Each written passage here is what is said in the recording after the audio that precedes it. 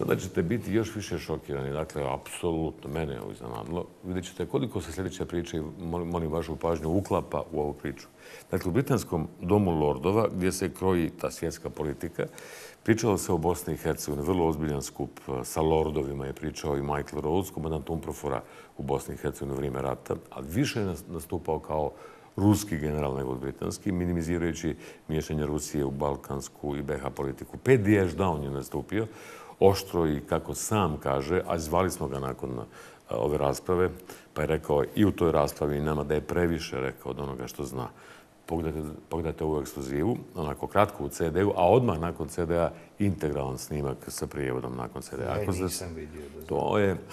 To je nevjerojatno da su mali portali najavili, neki kao mali, onako ali neko tamo radi pametan, najavio je to u programima, ali kada je to obavljeno, niko to nije registrovao signal. Dakle, ako ste se pošteni gledaoci kada upitali kako se to kroji politika, ko su ti ljudi, kako oni izgledaju, gdje je to mjesto, kakav je to prostor, kako to uopšte ide, upravo ćete vidjeti večeras. Dakle, sasvim otvoreno, bez rukavica.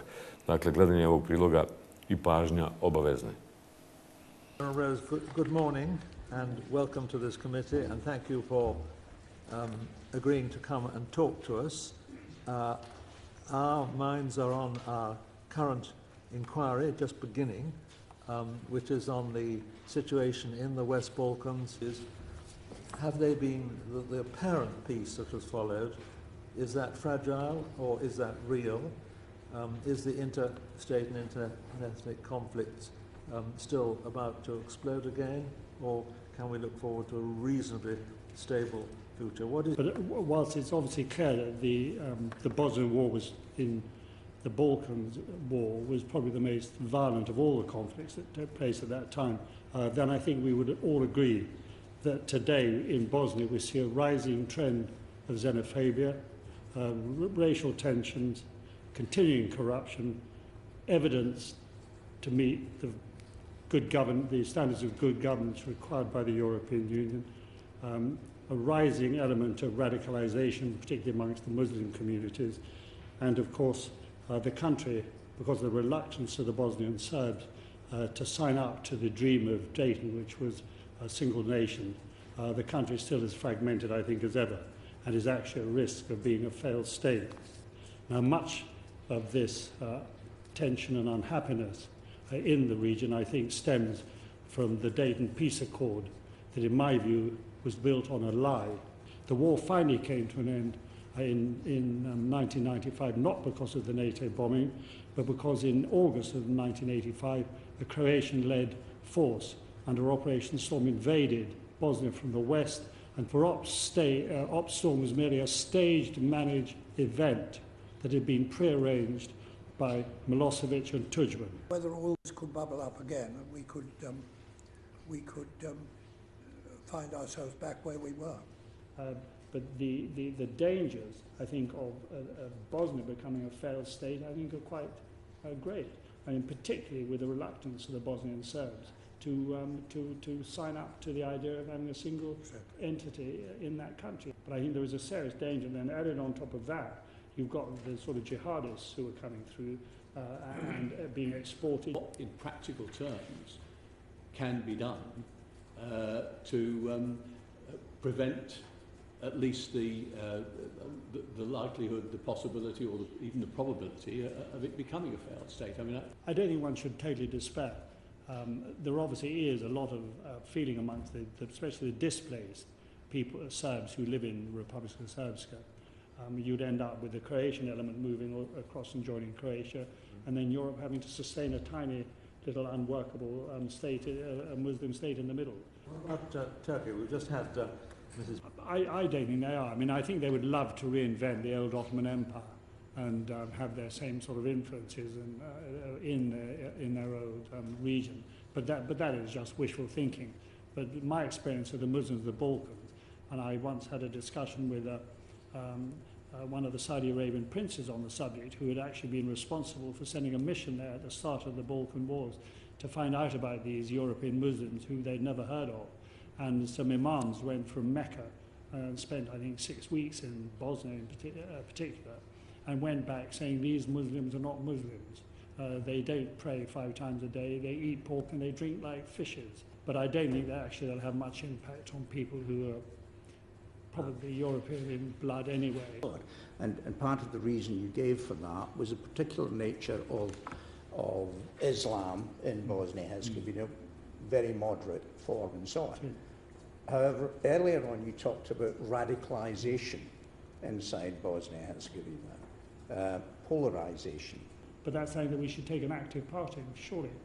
But it doesn't alter my overall view is that the instinctive nature of the Bosnian Muslims is not exactly the same as the Wahhabis, for example. Pleasure, and I may disagree with some of the things which Sir Michael Rose said, but if Bosnia goes bad, the rest of the Balkans goes bad. Do I therefore mean that I think Bosnia will go back to war? No. I don't think that's the most likely outcome. But the situation is so febrile, Mr. Chairman, that I cannot entirely tell you with confidence that conflict and violence would not be the outcome if, for instance, some event like a hand grenade was thrown into the mosque in Doboj on Friday prayers. The consequence of that would be, I think, unpleasant. Etc. Is a reform of Dayton a fundamental in getting the major solution to the problems that we face? It is. And it how is. would I mean, you look, suggest Dayton we go ahead? Dayton had all sorts of stupidities, infelicities. Baroness Helic, there's a great Bosnian phrase which goes, da komčet setni krava. So I have no doubt what the key to Bosnia is to make this right, and that's to create a functional state. For as long as the state wastes its vast money, not vast money, very limited money, on this vast institution, you know, with 10 prime ministers and 10 ministers of the interior, because all the cantons have one. If the European capitals will provide the will behind that, the Foreign Secretary, the High Representative of Foreign Affairs can do it. I don't think there is any desire. I mean, Russia's interest in the Balkans is to give us as much mischief as possible. Sir Michael Rose said they didn't want a failed state. They're perfectly happy to see failed states in the Balkans because the things that make Bosnia move is Washington and Brussels.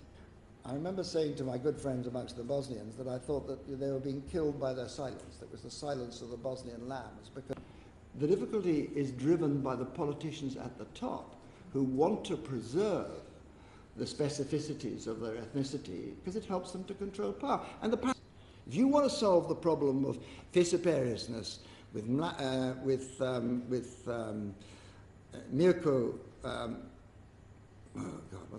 the Prime Minister of Republika Srpska, how can I forget him? Milorad Dodik. He has a picture of me on his wall that he sticks pins into, by the way. Some Liberal Democrats do that as well, you're quite right. If you want to get Milorad Dodik to do something, you will not get it done by bullying him from Brussels. You get it done by getting his friends in Belgrade. And you then say to Belgrade, as part of your accession process, we are not going to accept you to be a member of the European Union unless you pursue European Union policy in Bosnia and Herzegovina. All those conditions look a bit remote, don't they? Yes. No more accession, says Mr. Juncker. Americans not interested. Yes, I mean, I don't know if you're picking up, or maybe I shouldn't say this. I don't know, but we're on the record, obviously. I've heard some quite interesting stuff that the Canadians are now thinking of this. If it is right that Trudeau is thinking about an Atlantic, a sort of Canadian-European axis to drive forward some stuff in the Balkans, I think that's quite a significant new step. You picked up on that, but there's some people quite actively talking about it. I've heard it from Ottawa.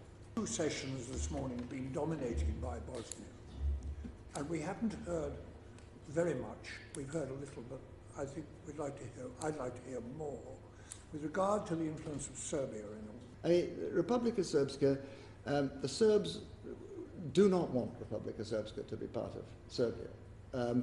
They treat, by the way, the word Bosniak has come to mean a Bosnian Muslim, but the original meaning of Bosniak was somebody who came from Bosnia, and it was a derogatory term.